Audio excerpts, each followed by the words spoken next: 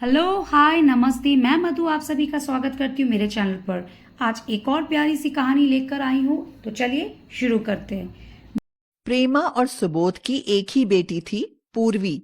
इसलिए वो उसे बहुत प्यार करते थे। अरे प्रेमा, बहुत लाड प्यार दिखा लिया।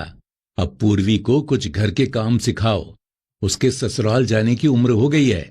आप ऐसी बातें करते हो तो मेरी जान निकल जाती है। अगर पूर्वी ससुराल चली गई तो मैं कैसे जीऊंगी? और आप भी तो उसे अपनी जान से ज्यादा प्यार करते हो। अरे प्यार तो सब करते हैं अपनी बेटियों से, लेकिन ये तो नियम है कि बेटी को ससुराल जाना ही पड़ता है। क्या ये नियम बदला नहीं जा सकता? इस नियम को कोई नहीं बदल पाया। राजा महाराजा भी अपनी बेटियों का ब्याह करके ससुराल भेजते हैं।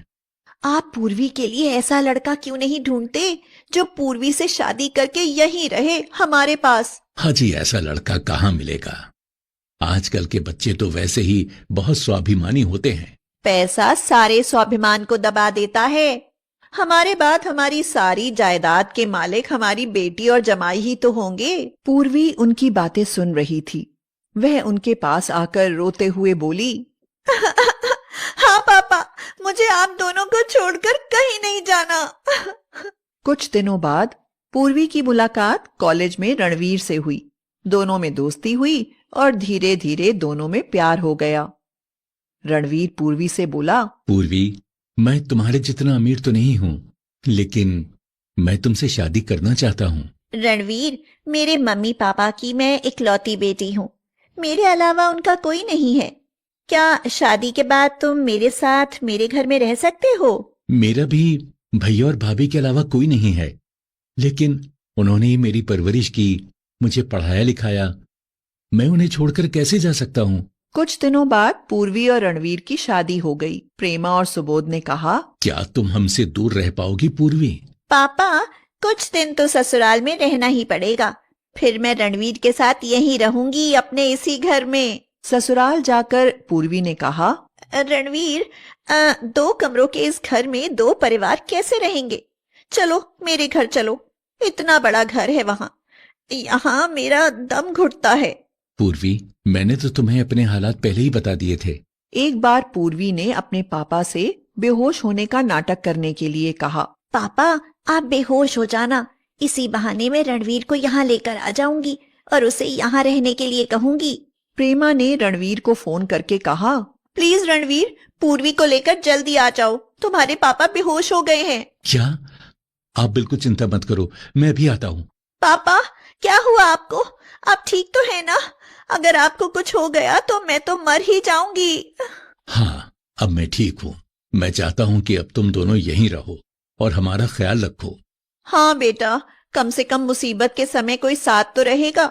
ठीक है पापा जी, मैं अब यहीं रहूंगा और आपका ख्याल रखूंगा। आपको कुछ नहीं होने दूंगा। रणवीर पूर्वी के घर में रहने लगा। रणवीर, आपको खाने में क्या क्या पसंद है मुझे बता देना। आज के बाद इस घर में तुम्हारी पसंद का खाना ही बनेगा। नहीं मम्मी जी, मैं तो साधारण खाना खाता हूँ, कुछ भी खा लूंगा। अब तुम हमारे घर जमाई हो, खातिरदारी ठीक से होनी चाहिए। पापा जी, मैं घर जमाई नहीं हूँ, सिर्फ आपकी सेवा करने के लिए यहाँ रह रहा हूँ। आपको कोई भी काम हो तो मुझे बताइए। अब तो बेटा घर और ऑफिस सब तुमको ही संभालना है। पुरानी जॉब छोड़कर ऑफिस संभालो। रणवीर ने अपनी जॉब छोड़ दी। घर से लेकर ऑफिस तक सारे काम करता था। बाजार से सब्जी, दूध और घर का सामान लाना, सारे काम सुबोध के हिस्से में आ गए थे। कुछ दिनों तक की गई आवभगत अब बंद हो चुकी थी।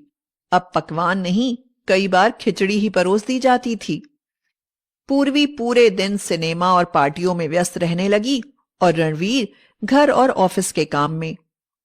रणवीर पूरी ईमानदारी और लगन से सारे काम करता था।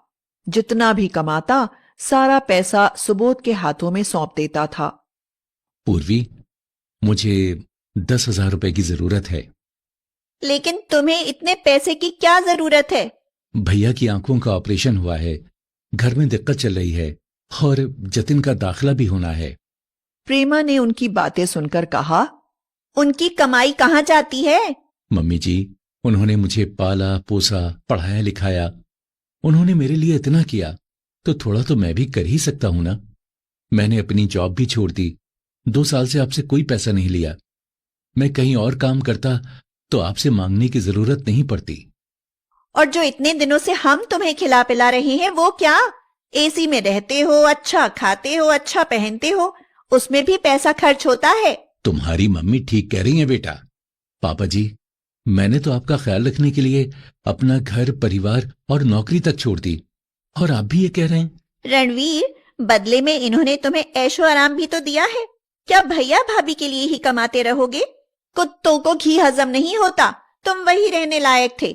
यहाँ हमने तुम्हें कुछ ज्यादा ही सिर चढ़ा लिया। रणवीर इतना अपमान नहीं सह सका और वहां से चला आया। वह बहुत दुखी था। अब कहाँ जाए? खाली हाथ घर जाए भी तो कैसे? भैया भाभी से कैसे नजर मिलाता? वह ये सोचता हुआ जा रहा था, तभी वह एक पत्थर से टकराकर गिर पड़ा और पत्थर सिर पर लगने की वजह से बेहोश हो गया। जब उसकी आंख खुली तो वह हॉस्पिटल में था। आह, मैं यहां कैसे? कौन लाया मुझे यहां? मैं लाई हूं तुम्हें यहाँ। कंचन और रणवीर साथ में कॉलेज में पढ़ते थे। अरे कंचन, तुम? मैं गिर पड़ा था, उसके बाद क्या हुआ मुझे कुछ याद नहीं। शायद किसी ख्याल में खोए हुए थे कि तुम्हें सामने पड़ा हुआ इतना बड़ा पत्थर नहीं दिखाई दिया और सिर में इतनी गहरी चोट लगवा ली। क्या बताऊं, बहुत परेशान था। कहते हैं ना, धोबी का कुत्ता घर का ना घाट का। उस कुत्ते जैसी हालत हो गई है मेरी। अपनी नौकरी, घर, परिवार छोड़कर घर जमाई बन गया। आज उन्होंने दूध से मक्खी की तरह मुझे निकाल दिया। क्या करूं, कहाँ जाऊं? मेरे साथ चलो। कहाँ? मेरे घर। मैं रशिया में MBBS कर रही हूँ। 2 साल बाद लौटी हूँ। 15 दिन बाद फिर वापस चली जाऊंगी। मम्मी नहीं रही, पापा अकेले हैं। अगर मैंने उनका बिजनेस संभाला तो मेरा डॉक्टर बनने का सपना अधूरा रह जाएगा। तुम मेरे पापा का बिजनेस में हाथ बटाओ। तुम इतने पढ़े लिखे हो, इतनी जल्दी हिम्मत नहीं हारनी चाहिए। थैंक यू कंचन। रणवीर कंचन के पिता के साथ उनका बिजनेस देखने लगा। रणवीर को यहाँ तरक्की और एक नई पहचान मिली। अब उसके पास पैसा और घर, सब कुछ था। 1 साल बीत गया। पूर्वी पार्टी और सिनेमा से ऊबने लगी। उसे रणवीर की कमी महसूस होने लगी। पूर्वी अपनी माँ से बोली, मम्मी, जिस तरह आप पापा के साथ रहती हो, मैं भी रणवीर के साथ रहना चाहती हूँ। वह कंगाल रणवीर इस लायक नहीं कि तुम इसके साथ जीवन गुजार सको। मम्मी, मैंने सुना है कि अब वह कंचन एंटरप्राइज में पार्टनर है। क्या? बड़े ताज्जुब की बात है। अब मैं और आपके साथ नहीं रह सकती। मुझे मेरे घर जाना है। वह अपने मम्मी पापा के साथ रणवीर के पास पहुंची और उसका इतना बड़ा घर देखकर हैरान हो गई। मुझे माफ कर दो रणवीर। तुम्हारे बाद मैंने जाना कि तुम्हारी मेरी जिंदगी में क्या अहमियत है। मैं गरीब था तो तुमने मेरी कदर नहीं की। आज मेरे पास सब कुछ है तो तुम्हें मेरी याद आ गई। मैं मम्मी पापा के प्यार में सब भूल गई थी। अब मैं अपने पति के घर में वापस जाना चाहती हूँ। मुझे वो रणवीर लौटा दो। हम भी अपनी बेटी के प्रेम में अंधे हो गए थे। बेटा, हमें माफ कर दो। रणवीर के भैया भाभी बोले, अरे रणवीर, अब तुम घर जमाई नहीं हो। हमारी बहू हमारे घर आई है, उसका स्वागत करो। आओ पूर्वी, तुम्हें गलती का एहसास हुआ तो मुझे अच्छा लगा। आज से हम अपने इसी घर में हमेशा साथ रहेंगे।